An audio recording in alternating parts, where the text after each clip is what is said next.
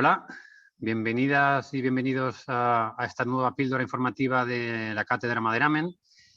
Hoy tenemos con nosotros a Irene Jimeno, arquitecta especialista en construcción con madera y responsable de las plataformas digitales de divulgación y formación Toca Madera Sounds Good.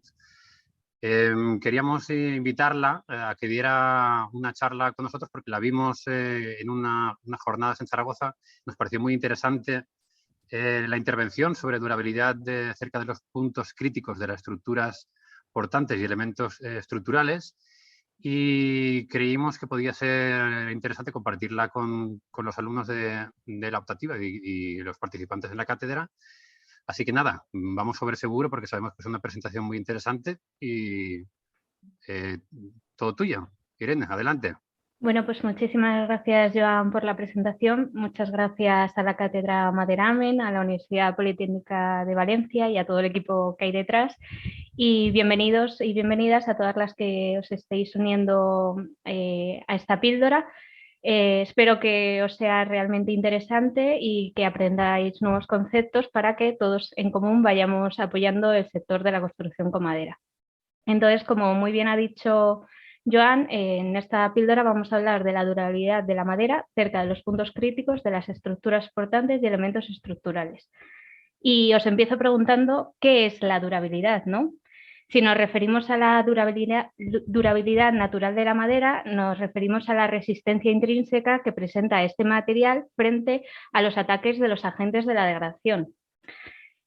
¿Cuáles son los agentes de la degradación? Pues a ver, en esta normativa americana, este señor estableció una lista con los diferentes agentes de degradación que afectan a la vida en servicio de componentes y materiales de construcción. Esta tabla realmente se puede trabajar de manera transversal y es tan extensa que sirve para cualquier material de construcción que queramos utilizar, ya sea pues madera, acero, hormigón u otros. Si nos centramos, por ejemplo, en la madera, tendríamos primero los agentes bióticos, que los que más afectan a este material sería, por ejemplo, la radiación solar o el agua líquida, que no solo es el agua de lluvia, también el de condensaciones, que muchas veces se nos olvida. Y luego, por ejemplo, en esta lista, en esta normativa estadounidense, también se establece como agente de la degradación las tensiones dinámicas. Yo aquí lo he marcado de verde porque en la madera no es un agente de degradación. La madera responde muy bien ante acciones de tipo dinámico, por eso tiene tan buen comportamiento en el sismo. Entonces, bueno, aunque aquí lo aparece como agente de la degradación, para la madera no lo sería, pero bueno, como os comentaba, es una tabla que sirve para muchísimos materiales y al final pues es genérica.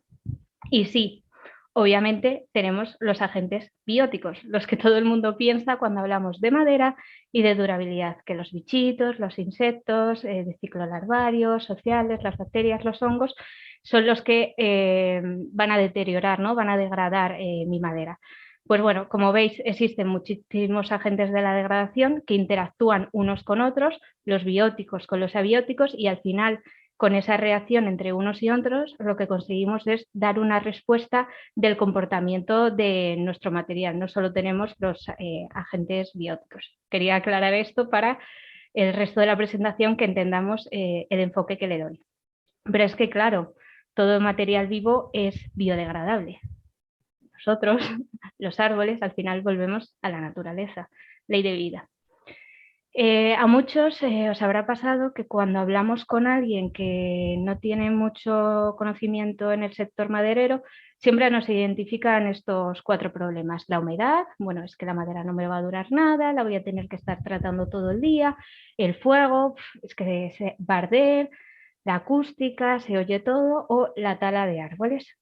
Es que por construir con madera voy a estar favoreciendo la deforestación. Estos casi siempre son los 4 problemas que se identifican. ¿Qué le diría cuáles son esos 4 problemas a una persona que no esté en contacto o que no tenga conocimiento sobre el sector maderero? Pues mira, le diría que los 4 problemas que podemos identificar en este sector son la humedad, la humedad, la humedad y el desconocimiento. Porque realmente no hay límites técnicos con este material, sino limitaciones de conocimiento.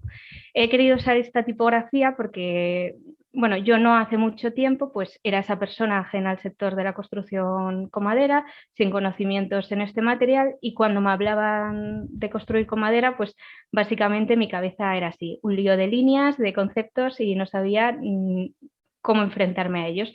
Entonces, este es el principal problema que tenemos en la construcción con madera y un poquito de la humedad, y eso es lo que vamos a estar viendo aquí. La degradación, o sea, hemos visto que la durabilidad natural de la madera es la resistencia intrínseca que presenta este material frente a los ataques de la degradación, que podrían ser bióticos o abióticos. Por un lado tendríamos la degradación biótica y por otra la biótica. La biótica nosotros la caracterizamos y nos enfrentamos a ella a través de las clases de uso, es decir, en función del grado de humedad que alcance nuestro proyecto, nuestra pieza durante su vida de servicio. Y la degradación abiótica nosotros la enfrentamos, la determinamos con las clases de servicio, es decir, en función de las condiciones ambientales en las que esté expuesta. Más o menos todos tenemos claro el concepto de clase de servicio porque interviene en el cálculo de construcción con madera. Sin embargo, con el de clases de uso hay muchísimas malinterpretaciones, tenemos confusiones y, como estamos viendo, ambos son importantes para determinar la durabilidad de nuestro proyecto, porque la degradación, los agentes bióticos interaccionan con los bióticos y nos dan una respuesta. Todo esto está reflejado en las normativas que podéis ver en pantalla, porque la construcción con madera no nos inventamos las cosas. Como técnicos, igual que con cualquier otro material, tenemos que cumplir un código técnico, unos visados, unos pasos. Con la construcción con madera igual. Entonces, esta normativa nos garantiza que la degradación biótica o biótica pues sigue unas normas, unas leyes que de cara al cliente pues nos da esa seguridad, ¿no? Que esto no es inventado. Empezamos con la degradación biótica. En la degradación biótica influyen una serie de factores que puede ser la exposición, el tiempo de mojado. No es lo mismo una pieza o un proyecto de madera que esté expuesto al agua 10 minutos que todo el día le esté lloviendo. Las condiciones climáticas, no es lo mismo Sevilla, Valencia que Lugo, llueve más en unos sitios que en otros, hace más calor en unos sitios que en otros. La masividad, no es lo mismo tener una pieza de 2 milímetros que de medio metro, ¿no? Porque, bueno, tenemos una sección que si se moja, ¿qué le pasa? Su estabilidad dimensional, los hinchazones y las mermas. Eso hay que tenerlo en cuenta cuando hablamos de durabilidad de la madera, o la permeabilidad. No todas las maderas tienen la misma permeabilidad. Y lo que vamos a ver en esta presentación, el diseño constructivo, que es muy importante y en el cual tendremos en cuenta cuánto tiempo va a estar expuesto, dónde está, qué masividad de la pieza tengo y qué especie maderera he utilizado. Como puede ser que, y espero que así sea, que haya gente en esta píldora que sea nuevo y se esté iniciando en el sector de la construcción con madera, y para los no nuevos, que nos viene bien siempre repasar, voy a explicar brevemente por encima cuáles son las clases de uso para que todos sigamos el hilo de esta charla y sepamos de qué estamos hablando. Las clases de uso son 5. Tendríamos subdivididas en 2 grupos. Las 3 primeras, que sería cuando la madera está fuera del contacto con el suelo o del agua, y las 2 últimas, que sería en contacto con el suelo o en el agua. La primera es la clase de uso 1, es una situación general en servicio en un interior, en un local cerrado, generalmente en casas o espacios similares, y con una exposición a la humectación en servicio seco. Aquí la madera está seca, a priori no tendríamos problemas de humedades. Una clase de uso 2. Sería una situación general en servicio bajo cubierta en un local abierto. Aquí sí estamos protegiendo la madera pues de la lluvia, por ejemplo, pero está abierto, entonces nos pueden estar afectando la humedad del ambiente. Claro, no es lo mismo a lo mejor el Lugo que Sevilla la humedad, entonces por eso ocasionalmente puede estar húmedo. Y debido a que estamos bajo cubierta, pero en un local abierto, a veces se pueden producir, en este caso de ejemplos, condensaciones, que como os decía, a veces pensamos que solo tenemos como agente degradador la lluvia y el sol, y también tenemos condensaciones que se nos olvidan muchas veces. Luego pasaríamos a la clase de uso 3, que se subdivide en 3.1 y 3.2. La 3.1 es una situación general del servicio exterior con una exposición a la humectación ocasionalmente húmedo. ¿Por qué ocasionalmente húmedo? Porque si vemos, en general el diseño favorece la evacuación del agua, las piezas entre ellas están separadas, entonces se podrían secar, y sin embargo la 3.2 es una exposición a la humectación húmedo. También está al exterior como la 3.1, pero claro, en estas uniones, en estos encuentros, es muy fácil que se acumule el agua y no sea ocasionalmente húmedo, sino que aquí vamos a tener humedad durante un tiempo. Ahora pasaríamos a las clases de uso que sí que están en contacto con el suelo. Las anteriores no estaban en contacto ni con el suelo ni con el agua. Esta estaría en contacto con el suelo o con el agua fresca, la 4. Y entonces sería una situación general en servicio exterior y con una exposición a la humectación en servicio húmedo, porque ya os digo, siempre está en contacto con el suelo o con el agua fresca. Y luego, por último, tendríamos la clase de uso 5, que aquí está la madera siempre en contacto o con agua marina o con salobre. Es una situación general en servicio exterior, como también era la 3.1, la 3.2 y la 4, y obviamente con una exposición a la humectación en servicio húmedo. Entonces, bueno, hasta aquí habríamos visto la degradación biótica y las clases de uso, y ahora veríamos la degradación abiótica, las clases de servicio. La vida de servicio de un material, de la madera, es una consecuencia de la interacción entre la resistencia intrínseca que tenga la madera y los riesgos derivados de la exposición y el uso de este proyecto o esta pieza. Entonces, cuando nosotros queremos, por ejemplo, aumentar o ajustar la clase de servicio, lo que tenemos que hacer es, o por un lado, mejoramos esa resistencia intrínseca del material previamente a pues, disponerlo en el proyecto que sea, con modificaciones físico-químicas, o lo que podemos hacer es hacer esa protección por diseño, ¿no? Que los riesgos derivados de su exposición o uso, si es al exterior y en un clima muy malo, pues darle esa protección por diseño.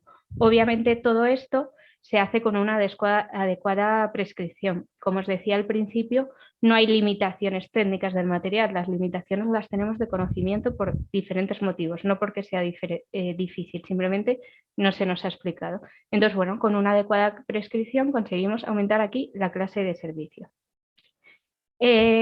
También os voy a hacer un breve resumen de las clases de servicio para que las tengamos en cuenta. En este caso son 3. Mucha gente se piensa que las 5 y las 3 se pueden unir, se compensan, se relacionan una con la otra. No, son conceptos totalmente diferentes que interaccionan entre ellos y se quedan esa respuesta del material. Pero no se asocia la 1 de clase de uso a la 1 de clase de servicio. Son cosas totalmente diferentes porque miden parámetros diferentes. Entonces vamos primero a la clase de servicio 1. Esta se caracteriza por contener una humedad correspondiente a una temperatura de 20 más menos 2 grados y luego una humedad relativa del aire que solo excede el 65% unas pocas semanas al año. Como veis, esta normativa es un poco más ambigua porque, claro, unas pocas semanas al año, ¿cuánto es eso? Pero bueno, es lo que se ha establecido y vamos trabajando con ello. Y luego que la humedad de equilibrio higroscópico medio en las coníferas pues nos exceda del 12%. Esto sería la clase de servicio 1. En la 2 el contenido de humedad correspondiente a la humedad es el mismo, pero aquí la humedad relativa del aire, que solo excede unas pocas semanas del año, debe ser del 85%. Y la humedad de equilibrio higroscópico medio en las coníferas, que no exceda del 20%. Esa es como también la pequeña diferencia. Y la clase de servicio 3 básicamente sería todo lo que no englobe la 2 y que luego la humedad de equilibrio higroscópico medio en las coníferas pues tampoco no exceda del 20%.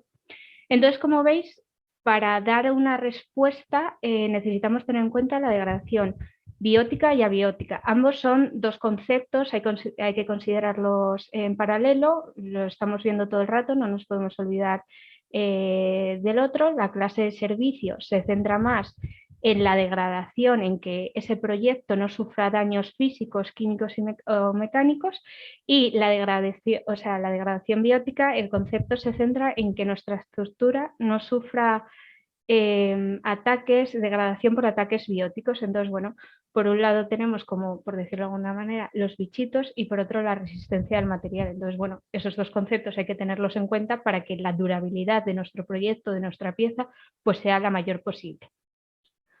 Os empezaba hablando de la definición de durabilidad natural. Como os decía, en el sector maderero no nos inventamos las cosas, tenemos unas normativas que nos avalan y nos garantizan lo que estamos haciendo. Para la durabilidad natural tenemos esta normativa, la UNE 350, que clasifica más de 200 especies en función de la durabilidad de su duramen, es decir, sin recibir ningún tipo de tratamiento. Clasifica tanto coníferas como frondosas. Aquí he puesto una imagen de parte de la normativa y, por ejemplo, si nos centramos en la durabilidad del duramen frente a los hongos, pues la clasifica del 1 al 5, el 1 muy durable, el 5 no durable, tenemos medianamente durable. Si nos vamos, por ejemplo, a la durabilidad de los insectos xilófagos, pues tendríamos, aquí lo clasifica en función de D, M y S, S sensible de durable, y por ejemplo el Pinopinaster pues es durable a los hongos, a los anóvidos, y luego también tenemos la impregnabilidad, que esto es algo que sorprende mucho, saber que hay maderas que no son impregnables. Yo lo he visto en España e imagino que pasa en más países, que llegan lotes de abeto con marcado CE, todo en regla, todo legal, y te pone que está tratado en lo que sea, es decir, con un tratamiento impregnable. El abeto es una madera no impregnable, entonces, bueno, sí, vendrá con el marcado y seguramente ha estado X horas, X días metido en una cubeta con el tratamiento, si eso habrá pasado, pero la madera no lo ha absorbido porque no es una madera impregnable. Entonces, también tenemos que saber eso a la hora de decir si queremos X proyecto, X madera en nuestro proyecto o no, porque imagínate que decimos, pero luego yo le doy no sé qué, un lasur, un barril, lo que sea. Si es una madera no impregnable, realmente no estamos haciendo nada más que gastar el dinero y nuestro tiempo. Entonces, bueno, hay que tenerlo en cuenta. Y no sé si os habéis fijado que yo todo el rato he dicho que esta normativa nos nos determina la durabilidad natural del duramen, pero se considera que la albura no es durable. Y claro, ¿qué pasa con todos los productos madereros primarios que tenemos ahora en el mercado? ¿Todo es duramen? No, tenemos un montón de albura. Esta que, por ejemplo, es reconstruida, un montón de albura. Madera laminada encolada, un montón de albura. Madera microlaminada también tiene mucha albura, como como todos los productos madereros primarios. Entonces, ¿qué pasa? ¿Que esa normativa no nos sirve? O, por ejemplo, con el CLT, ahora gran parte del éxito de la construcción con madera no es solo la madera, es con qué se une la madera, ¿no? La estamos uniendo con colas, son materiales plásticos. La degradación de esos plásticos, ¿cómo es? ¿Qué durabilidad nos da esas colas?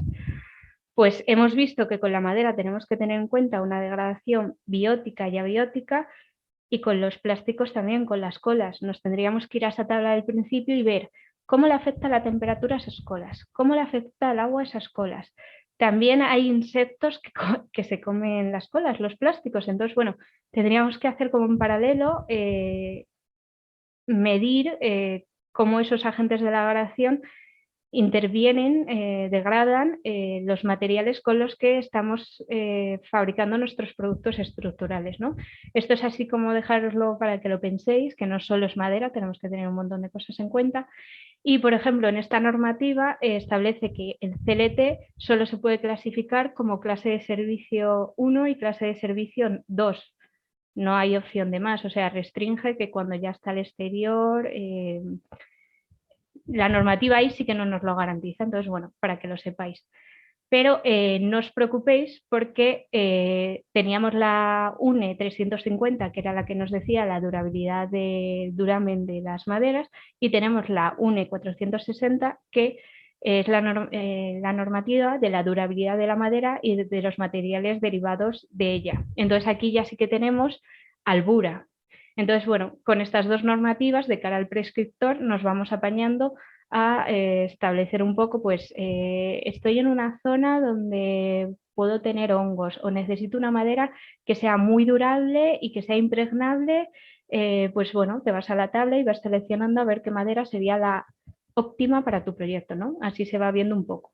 Y claro, no solo, o sea, uno de los mayores consejos que os daría sería elegir bien la madera, dependiendo de dónde estéis, pero otro de los consejos, como el ABC de la construcción con madera, sobre todo de cara al exterior, es el diseño constructivo, ¿no?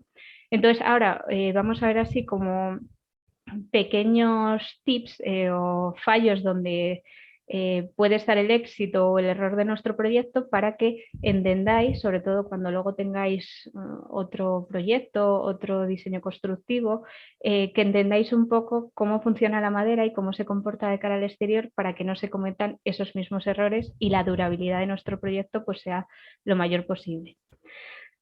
El primero sería evitar el contacto directo entre la madera y el terreno, ¿no? Porque el terreno al final tiene bastante contenido de humedad y nosotros lo que no queremos es tener humedad en nuestra madera. Esto ya lo sabían hace muchísimos años, que lo que hacían que era poner aquí el basamento de piedra, separaban un montón la madera del suelo y luego encima colocaban la maderita y ya veis, obviamente el aspecto no es el mejor del mundo, pero esta madera está sana y está perfecta y no hace falta moverla de aquí. Claro, me diréis, bueno, Irene, es que yo para mi proyecto no quiero poner una base de piedra, pues que en el concepto no pega nada, es todo súper limpio y sutil. Pues bueno, a día de hoy, por ejemplo, tenemos estos pies de pilares metálicos que son regulables. Según CTE nos dice que tenemos que separar la madera del suelo 20 centímetros y bueno, lo colocas aquí y entonces imagínate el agua de lluvia que hay por aquí o el agua del terreno nunca sube. Cuando el agua de lluvia cae, por ejemplo, se recomienda poner un poco de grava alrededor del apoyo, más que nada para que el agua no choque con una superficie lisa y pueda rebotar y al final estamos metiendo el agua en la pieza. Aquí unos ejemplos de lo que sí hay que hacer y no hay que hacer. Claro, estos han visto, uy, yo separaban la madera con una base. Sí, pero no se han dado cuenta que la base no era de madera, era de piedra, porque si estamos separando la madera del suelo con madera, pues para eso lleva el pilar al suelo y te ahorras hacer esto que te va a durar lo mismo. O sea, esto no se hace, no tiene ningún sentido separar la madera del suelo con más madera. Aquí, por ejemplo, en un parque infantil lo tienen muy claro. Ellos han puesto toda la madera, esto que pues es arena, se moja, contiene humedad, pues han dispuesto unas piezas metálicas y la madera está separada del suelo y no va a haber problema, esto va a durar muchísimo más que esto. Aquí, por ejemplo, esta madera, que será la misma, a priori con la misma masividad, en el mismo sitio geográfico, es decir, condiciones climáticas igual, pero claro, aquí la han separado del suelo pues fácil 20 centímetros y aquí nada. Encima yo sé que esto es una calle con pendiente hacia allá, que el agua escurre, el agua ha generado balsitas aquí, piscinas, y mirad cómo tenemos esta madera y sin embargo esta está sana y limpia, por simplemente haberlo diseñado mal. O bueno, esta pasarela, bueno, esto no lo he comentado, es en Guipúzcoa, esto es en Lugo. Esta pasarela Lugo saben muy bien lo que hacen. Primero separamos con una base de hormigón, pero es que luego aparte tienen esta unión aquí que los eleva más del suelo. O sea, aquí esta madera no va a tener ningún problema en el apoyo. Otro de los consejos que os diría es, nosotros lo que no queremos es tener humedad en la madera. Pues según caiga, si no lo podemos evitar, que se vaya pronto. Entonces, ¿qué hacemos? Por ejemplo, un alero, lo suyo sería no acabarlo en vertical. Si le damos cierta inclinación, lo que conseguimos que es que según vayan cayendo las gotitas de agua, por su propio peso, vayan cayendo, no arrastren toda la pieza humedeciendo toda esta parte, al final se genere encima una bolsa y ya vayan cayendo. Si conseguimos que esta gota no recorra por aquí, pues menos agua que llega a este punto. Y lo mismo sobre todo pues con postes, vallas, etcétera. No vamos a generar una superficie plana en la que se pueda acumular el agua, le damos un cierto corte y que caiga. O sea, si es inevitable que el agua caiga, pues bueno, que caiga, pero que se vaya pronto, ¿no? Aquí tenemos 3 muy buenos ejemplos de cómo hacer construcción con madera al exterior. Esta fachada es de una empresa maderera italiana, Lignoalp, y claro, aquí han usado además la geometría para dar como ese aspecto estético a la fachada, pero ellos sabían que haciendo todas estas inclinaciones en ningún momento se les iba a acumular el agua. O por ejemplo esta pasarela, que como veis, estas piezas de la barandilla no son planas, tienen cierta inclinación, entonces cuando caiga el agua escurre, cae abajo, escurre, escurre y se va, pero no estamos generando una piscina. O aquí también lo veis muy bien en esta pasarela en Málaga, que han dado cierta inclinación a la barandilla y entonces aquí cuando llueva el agua no se va a acumular. Porque claro, estas dos piezas están en el mismo pueblo, es decir, condiciones climáticas similares, pero esta es plana, aquí encima vemos el duramen, que el duramen suele ser más durable, y aquí la albura, pues bueno, aquí se habrá generado una piscina, ha traído los hongos y pues tenemos la madera así. Luego nos encontramos comentarios de la madera no vale, que nos hubiera costado ponerla así o haber dado un corte y no haber generado nunca una balsa aquí. Nos ahorramos nosotros disgustos, mantenimiento, tener que reemplazarlo, un montón de ventajas. Y claro, aquí por ejemplo el rollizo es un muy buen producto maderero porque claro, como no tiene aristas, el agua siempre va a escurrir, ¿no? Entonces dirías, ah, qué bien está hecho todo. Pero mirad aquí lo que han hecho. Han puesto el poste de rollizo y en vez de dejarlo tipo circular o darle un corte, lo han dejado plano. Pues aquí va a pasar lo mismo, se va a generar una piscina y esto va a tener pudriciones. Pensad eso, nosotros queremos echar el agua. Entonces, si está, pues bueno, que se vaya lo antes posible. O luego, por ejemplo, uno de los puntos más críticos en la construcción con madera son las cestas. Entonces, bueno, lo que vamos a hacer es protegerlas. Estos son dos puentes en Centro Europa que aquí lo que han hecho son poner piezas de sacrificio. Estas piezas sí que cada X tiempo se reemplazan, se cambian por otras, pero lo que conseguimos es cambiando solo esta tablita, este puente y este es el mismo, este visto desde abajo y aquí desde arriba, o sea, esta tabla podría ser esta. Cambiando solo esta tabla lo que conseguimos es mantener y no tener nada, o sea, que tocar nada de esta estructura portante que es un montón de trabajo y de horas. Entonces, bueno, aquí tenemos estas piezas que obviamente están inclinadas para que evacúe el agua, que como vemos ahí hay un espacio entre esta madera y la otra para que la humedad que pueda alcanzar esta pieza no se la transmita a la otra y cada X tiempo, pues bueno, se decide cambiar estas piezas de sacrificio y el resto del puente casi ni se entera del agua que esté cayendo en ese sitio. Cuando colocamos estas piezas de sacrificio, generalmente se ponen estos rastreles, como os comentaba en el puente, para separar la pieza principal, la estructural, de la pieza de sacrificio. Así se mantiene una ventilación cruzada y continua. Entonces, que no, o sea, llueve, vale, que no podemos evacuar el agua rápido, pues que por lo menos eso se ventile, que se pueda ir secando y no alcance grandes grados de humedad. Como veis, los rastreles se colocan en la dirección de evacuación del agua. A nadie se le ocurra ponerlos en sentido transversal y generar piscinitas aquí, porque al final estamos pasando la humedad aquí al rastrel y arriba. Entonces, tenemos que facilitar que el agua se vaya, todo el rato que se vaya, y si no se puede ir, que eso no alcance grandes grados de humedad, porque igual que a nosotros no nos gusta ni el pan muy duro ni el pan muy blando, nos gusta con X humedad, a los bichitos también, a los hongos también, a los insectos de ciclo larvae y sociales. Y si alcanzamos esos grados de humedad, vamos a tener problemas. Y ahí ya sí que vamos a tener esa degradación biótica. Entonces, bueno, si garantizamos que no tenemos humedad, por lo menos sabemos que la degradación biótica no nos va a afectar. Un ejemplo que sí hay que hacer y que no hay que hacer. Esto es en Madrid, en Colmenar Viejo, y esto es un puente urense. Aquí vemos que tienen las piezas de sacrificio, por ejemplo, esta ya se podría cambiar porque está alabeada, pero simplemente hay que cambiar estas piezas que van por tramos y no hay que tocar nada más del puente y tenemos un puente. Aquí este puente no se ha puesto pieza de sacrificio por ningún lado y ahora, ¿qué hacemos? ¿Es que la madera no sirve? No. Tenemos ejemplos de que sirve, lo único que ahora sí que este puente es inservible y dentro de poco pues será hasta peligroso pasar por aquí. Entonces, bueno, son pequeñas cositas que a veces se nos pasan por encima y luego tenemos estos problemas. Otro de los consejos que os daría es eso, que evitemos que el agua recorra toda la pieza. En cuanto podamos, que se vaya, porque si no al final, poquito a poquito, gotita a gotita, vamos aumentando el grado de humedad. Aquí tenemos el goterón que conseguimos con este corte bisel que os había comentado en el alero. Si luego aquí ponemos un goterón, imaginaos que llueve muchísimo. que llueve tanto que esta gota corre y llega hasta abajo, que no se cae aquí por su propio peso. Pues lo que sí estamos garantizando con el goterón es que cuando aquí dé la vuelta no recorra toda esta cara. Aquí ya sí que le es imposible hacer este recorrido, esto ya sería casi brujería. Entonces, bueno, con pequeñas intervenciones, detallitos, conseguimos mucho. Por ejemplo, aquí salvar que toda esta parte de la pieza esté seca.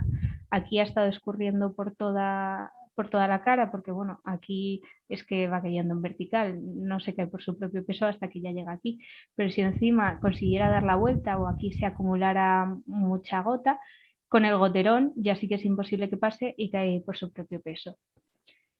Este es un ejemplo de una fachada en Galicia y bueno, aquí vemos que obviamente pues si llueve caería una gota arrastrando todo el rato, pero cuando diese la vuelta aquí caería y ya encima está separada un poquito del suelo, aquí ya se quedaría ahí el agua y tendríamos la madera limpia.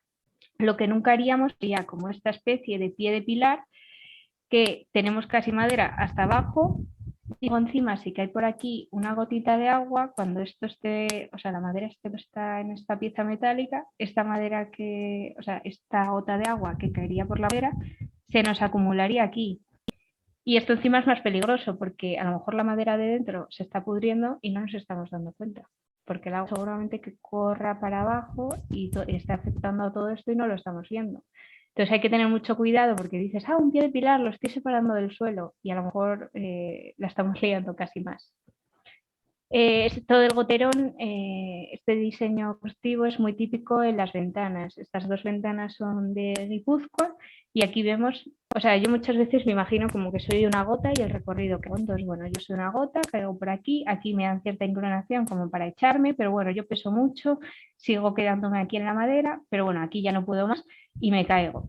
¿Por qué no he podido más? Porque he tenido el goterón y encima si os fijáis, cuando cerrase la ventana cerraría aquí el marco de abajo, es decir, el agua que cae no cae encima del marco fijo. El marco fijo siempre va a estar seco. Aquí esta ventana que no tiene goterón, pues ha ido escurriendo el agua, se ha ido acumulando aquí, tiene pinta de que se ha acumulado entre el marco fijo y el de la ventana y que tenemos pudriciones porque hemos tenido un alto grado de humedad. La construcción con madera lo que no queremos es que la pieza retenga el agua. En caso de que retenga, lo que queremos es que enseguida pueda secarse y disminuir su grado de humedad. Entonces, bueno, aquí son diferentes consejos que os doy. Por ejemplo, en ningún momento, a ver, que ahora no va. En ningún momento se nos ocurrirá hacer esto. Imaginaos que somos una gota, caemos por aquí, nos acumulamos, aquí se hace una piscinita, el grado de humedad empieza a aumentar y fácilmente se puede introducir hacia el interior de la pieza, pasando la humedad a esta pieza que a priori debería estar sana. Aquí este ejemplo, pues bueno, tiene un gesto bien, que es que le da cierta inclinación a esta pieza, entonces va a evacuar el agua, pero imaginaos que aquí llueve, se acumula muchísimo agua. Entonces esta pieza alcanza un grado de humedad muy alto. Si no conseguimos que baje ese grado de humedad o que deje de llover, que deje de acumularse aquí el agua, es muy fácil que ese grado de humedad se contagie a esta pieza sana. Entonces, bueno, tampoco nos interesa del todo esta solución. Lo que sí nos interesa, por ejemplo, es esta última, que da cierto grado de inclinación a la pieza, pero es que además, en caso de que esta pieza alcanzase un grado de humedad muy alto, tenemos esta separación con la pieza sana, entonces en ningún momento se va a contagiar, como mucho, algún día tendríamos que cambiar esta pieza y ya está, o sea, no pasa más. Aquí tenemos dos ejemplos de lo que no hay que hacer y lo que sí. Lo que no, esto es en Madrid, en la casa de campo, lo acaban de hacer, o sea, no es que lleve toda la vida, bueno, si llevase toda la vida estaría bien hecho, pero eso, lo acaban de hacer. Entonces el agua de lluvia va a caer por aquí, se va a acumular en esta unión y he de decir que fui hace poco y esto ya tiene chorretes negros, porque esta foto ya es de hace tiempo. Y aquí pues va a haber pudriciones y encima es el apoyo estructural, que encima esto va a correr por aquí, va a ir a otro apoyo. Pues bueno, esto obviamente no es una buena solución. Esto es en Vizcaya, es la fachada de una pasarela de madera de CLT, aquí tendríamos el CLT, el elemento estructural, y como vemos todas las tablillas que componen la fachada están separadas entre ellas, para que imagínate una que de repente alcanza un grado de humedad muy alto, pues no se lo vaya pegando al resto de piezas, pero es que además para que en caso de que, imaginaos todas estas que se ven en la foto, de repente pues han sido muy castigadas por los agentes bióticos y abióticos, porque recordaos que juntos dan una respuesta, pues en caso de que esto hubiera que, por ejemplo, cambiarlo, no está en contacto con el elemento estructural primario. Tiene aquí unos rastreles, tiene una cámara de aire, que esto está ventilando todo el rato, y lo que nunca va a pasar es que el grado de humedad de estas piezas se pase al elemento estructural y que, por ejemplo, haya que cambiar el elemento estructural. Entonces, bueno, esta fachada sería una piel que está protegiendo al elemento estructural y encima el diseño en sí está muy bien ejecutado porque, como os comento, si llueve, pues bueno, va a resbalar, pero no va a caer sobre el elemento estructural. Y si alcanza un grado de humedad alto, es fácil que en cuanto, por ejemplo, deje de llover, se seque fácilmente, porque bueno, el aire va a pasar por aquí con total libertad. Y por último, algo que no caemos muchas veces y yo lo llamo un poco el caballo de Troya, es la colocación de los tornillos al exterior. Porque imaginaos que nos hemos currado el cortabisel, el goterón, el pie de pilar metálico y luego de repente llegamos y nos ponen un tornillo así. Y aquí se genera una bolsa de agua.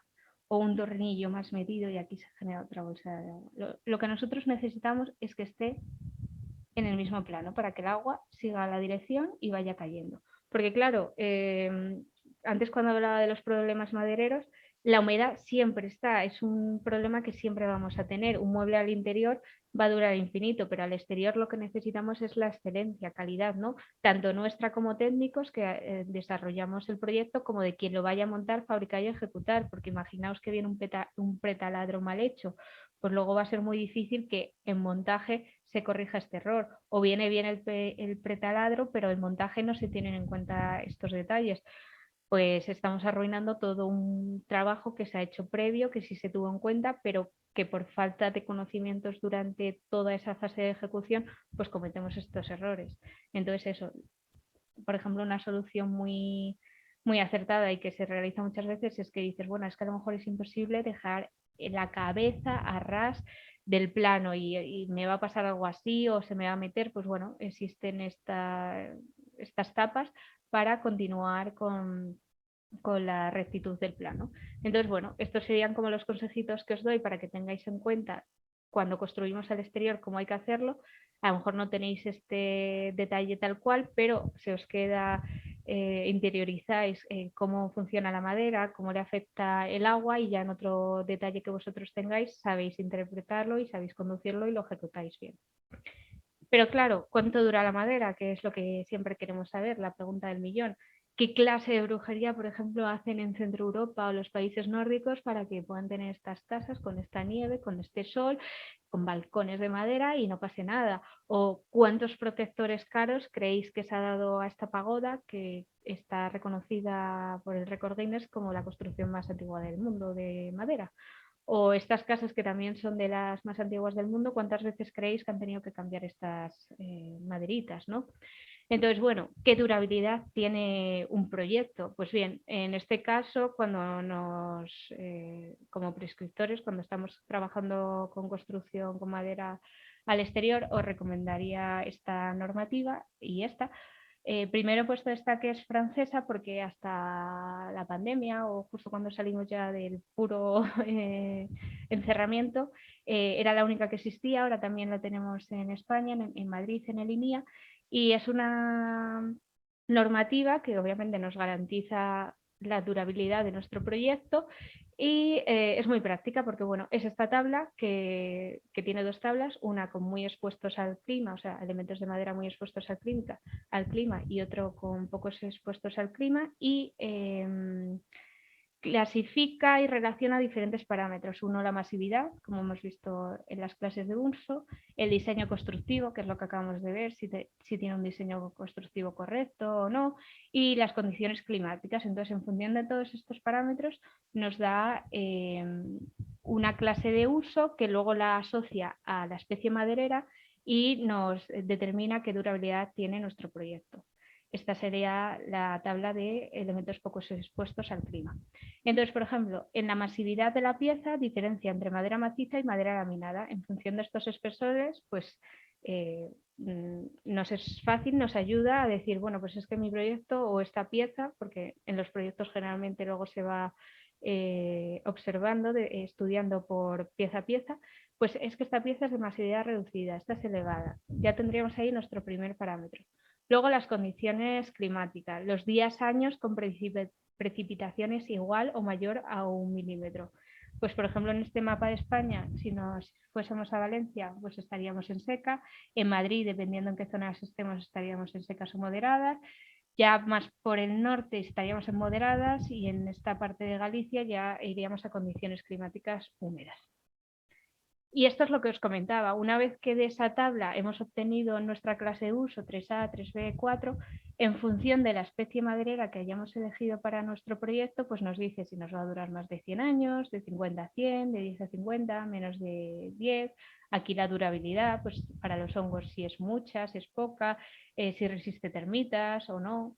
Entonces, bueno, es bastante completa porque sobre todo nos ayuda a determinar el cuánto, que casi siempre es lo que más preocupa de cara al cliente, y luego hace como un pequeño resumen de las normativas que hemos visto anteriormente en esta presentación. Aquí serían otros de los especies madereras más usadas en España, por ejemplo el castaño, que siempre es como de las maderas más durables, chopo, etcétera. Entonces, ¿cuánto dura su proyecto? Hace una década estábamos con el cuánto pesa su edificio, señor Foster, pues ahora estamos con cuánto pesa cuánto dura su proyecto, señor Romero, por ejemplo, señorita García, señor Fernández, etcétera. ¿Cuánto pesa? ¿Qué número? ¿Qué me garantizas? ¿Esto cuánto va a durar? ¿Lo he hecho bien? ¿Lo he hecho mal? ¿Tenía que haber elegido otra madera? Si estoy en estas condiciones climáticas, ¿cómo lo tengo que hacer? ¿No? Entonces vamos a ver cuánto dura su proyecto, con ejemplos que hemos visto antes. Este ya sabemos que dura muchísimo, pero lo vamos a estudiar más que nada porque es de hace varios siglos. Consideramos que tiene una masividad elevada, porque es madera maciza con espesor mayor de 75. El diseño es correcto, porque bueno, lo separa bastante del agua y aunque, por ejemplo, aquí, si fuéramos una gota y escurriera, se podría acumular aquí, lo normal es que la base sea más pequeña que la columna. Ya os digo yo que esto está en un sitio cubierto que no le va a caer el agua de lluvia, así que esto no es un problema. Entonces el diseño constructivo correcto. Condiciones climáticas está en Segovia, en Pedraza, pues secas. Entonces tenemos una clase de uso 3A. Esta madera es pino silvestre, entonces si es 3A nos dice que nos dura de 50 a 100 años. Mira de qué siglo es. Nos ha durado unos cuantos más, ¿no? Porque bueno, esta tabla, por ejemplo, en ningún momento nos va a decir que tenemos una clase de uso 2 o 1. Lo mejor que nos va a dar es una 3A. Entonces yo considerando que esto podría ser una clase de uso de 2 o de 1, nos dice que más de 100 años. No se moja hasta cuándo, pero es más de 100 años. Vamos con este proyecto que bueno, es de Arrocabe Arquitectos, que son unos arquitectos que la verdad que ponen muchísimo cuidado en el diseño, lo hacen muy bien. Yo creo que se piensan que son una gota y por eso clavan tanto, son muy finos con los detalles de construcción con madera. No creo que tengan problemas de degradación biótica en sus proyectos. Y por ejemplo este, que está muy cerquita de Santiago, consideramos que pues bueno, tiene una masividad media, ¿no? Porque bueno, es madera maciza, con espesor entre 27 y 75, el diseño correctísimo, porque tiene aquí el goterón separado un poco del suelo, pero claro, estamos en Galicia, las condiciones climáticas son húmedas, entonces nuestra clase de uso es 3B, ¿vale? Pero a lo mejor me decís, bueno, Irene, es que yo considero que el espesor no es este, que debería ser el alto, o bueno, vamos a ponerlo más desfavorable. Pues venga, nos vamos a masividad elevada, aún así seguimos en 3B. Claro, ellos han sabido elegir bien la madera. Me han dicho, yo voy a elegir una especie de madera durable. Entonces han elegido el castaño. Esto nos dice que va a durar de 50 a 100 años. Pero claro, hay que entender un poco el contexto de todo el proyecto. Esto es una pieza de fachada que encima tiene un alero súper grande, que es más, a lo mejor llega el agua de lluvia aquí, o sea, porque a lo mejor aquí yo no creo ni que llegue, está protegido. Entonces, en realidad, a esta pieza el agua como tal no le va a dar directamente. Yo casi hasta le pondría que va a durar más de 100 años. Pero bueno, vamos a ser conservadores y le decimos que de 50 a 100 años. Dime tú, ¿qué construcción con otro material te aguanta esos años con su durabilidad bien? Vamos a esta pasarela de Málaga de los ingenieros asturianos, Media Madera Ingenieros, que también hacen pasarelas muy interesantes y obviamente como son al exterior tienen en cuenta el diseño constructivo durante todo el proyecto. Aquí simplemente vamos a analizar la pasarela, ¿vale? Habría que analizar los arcos, estos elementos que unen los arcos, la misma tarima, pero yo aquí me voy a centrar en el pasamanos. Masividad reducida, porque bueno, es madera laminada con un espesor muy pequeño, diseño correctísimo, porque bueno, como vemos, hay cierta inclinación en la pieza, entonces el agua se va a evacuar y luego entre piezas, ya sea las que podrían ser como pasamanos, como las que rigidizan esta estructura, hay un montón de ventilación. Aquí va a pasar el aire y en ningún momento vamos a tener una madera súper húmeda que sea muy difícil de secar. Entonces el diseño es correcto. Condiciones climáticas secas, porque estamos en Málaga, entonces tenemos un 3A. Ellos han elegido un pino silvestre que nos dice que va a durar de 50 a 100 años. Yo con esta inclinación y esta separación entre piezas, yo también le pondría más de 100, pero vamos a ser conservadores. De 50 a 100, no tenemos opción de tener clase de servicio 2 y 1 en esta tabla, pues nos quedamos con la 3A. Este poste de pasarela, vamos a ver. Masividad elevada, es madera maciza, consideramos que tenemos aquí un espesor de más de 75, diseño incorrectísimo, solo hay que ver la foto. Condiciones climáticas, encima estamos en Guipúzcoa, pues un 4, rojo, peligro. Suerte que han elegido un roble, que esto lo hacemos con otra madera y nos dura poquísimo. Entonces, bueno, esta madera supuestamente va a durar de 10 a 50 años. Yo cuando hice esta foto no sé cuánto tiempo llevaría aquí, pero no creo que más de 5, 8 como mucho.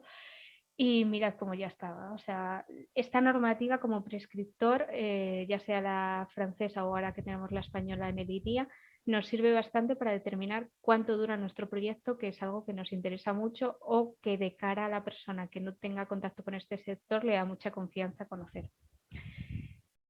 Aquí lo vamos a estudiar por partes. Vamos a estudiar primero el pilar y luego esta maravillosa base de madera que separa la madera del suelo con madera. Entonces, bueno, empezamos por la columna. Masividad elevada, diseño medio, porque como veis, esto es una pérgola, a esta pieza le da el agua que pueda escurrir por aquí sí se puede acumular aquí. Entonces, no es un diseño correcto, tendría que ser que la base fuera inferior a esto para que aquí no se acumulase. Condiciones climáticas, suerte que es Madrid y tenemos un 3B. Y con la de abajo, pues masividad elevada, diseño incorrecto y las condiciones climáticas son las mismas. Aquí tenemos un parámetro de 4. Con la parte de arriba, teniendo en cuenta que es pino silvestre, aunque está tratado, pero yo aquí solo me voy a centrar en que elegimos bien la madera y hacemos un diseño correcto.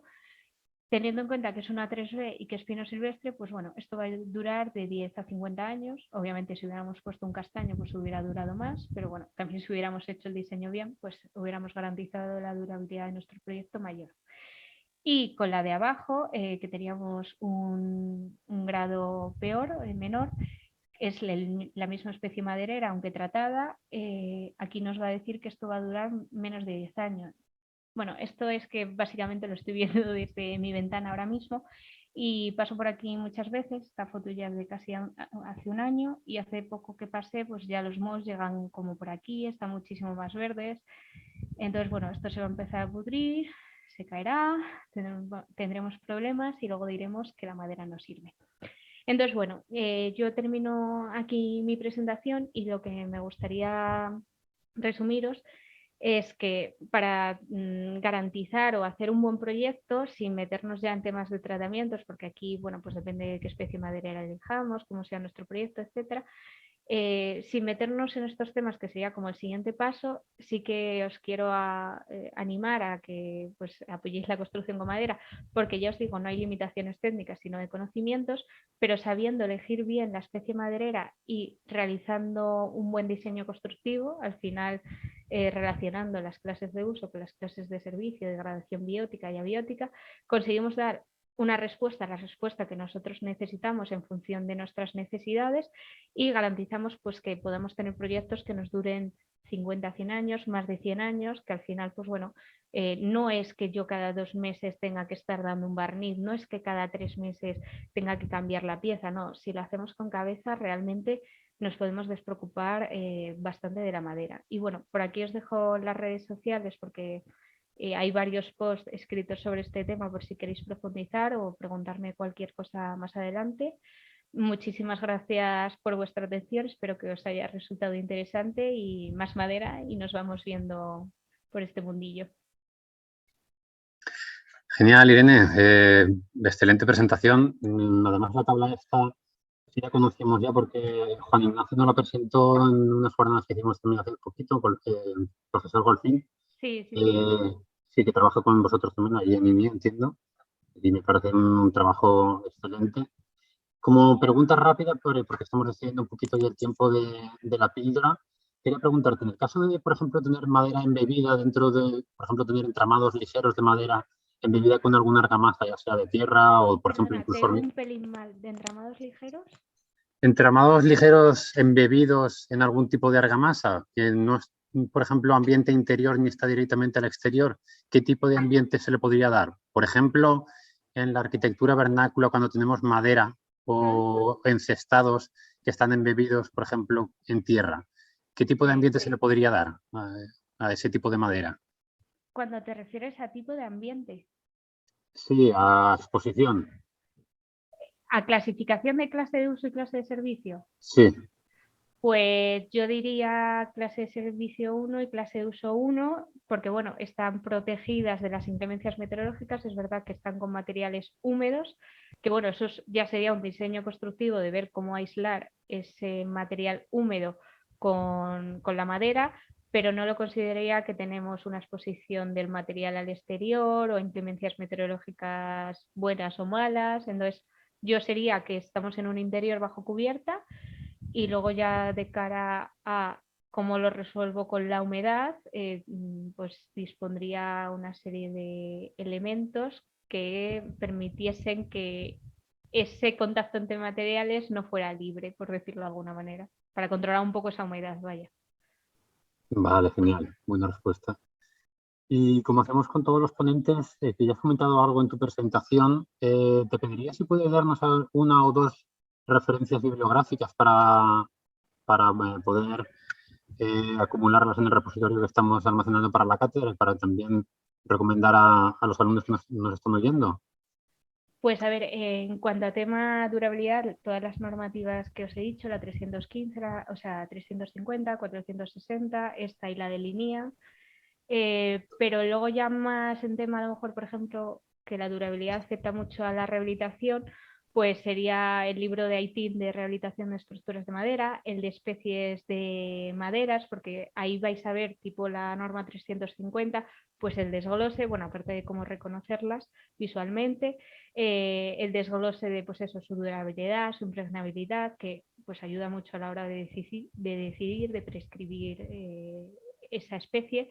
Y casi, pero ya esto sería como rizar un poco el rizo, también de ITIM el libro de bases de cálculo, porque ahí vais a ver las clases de servicio, sobre todo las de servicio y las de uso, y bueno, las explican más detenidamente, claro, porque aquí el tiempo es el que es, y os ponen más ejemplos, y bueno, pues para profundizar está muy en este libro. Yo luego, por ejemplo, en Tocamadera tengo una sección que es de libros, que ahí tengo recomendaciones de un montón de libros, de documentos, de juegos también, revistas, que bueno, ya dependiendo de los intereses de cada uno o en qué ámbito se mueva, pues puede elegir un poco lo que más cuadre con su momento. Perfecto, Irina. Pues nada, con esto acabamos. Muchísimas gracias de nuevo y seguimos en contacto. Nada, muchísimas gracias a vosotros, espero que os haya resultado interesante y nada, cualquier cosa, aquí estoy para resolveros cualquier duda. Perfecto. Bueno, nos vemos. Muchas Buenas gracias. tardes. Adiós. Hasta luego.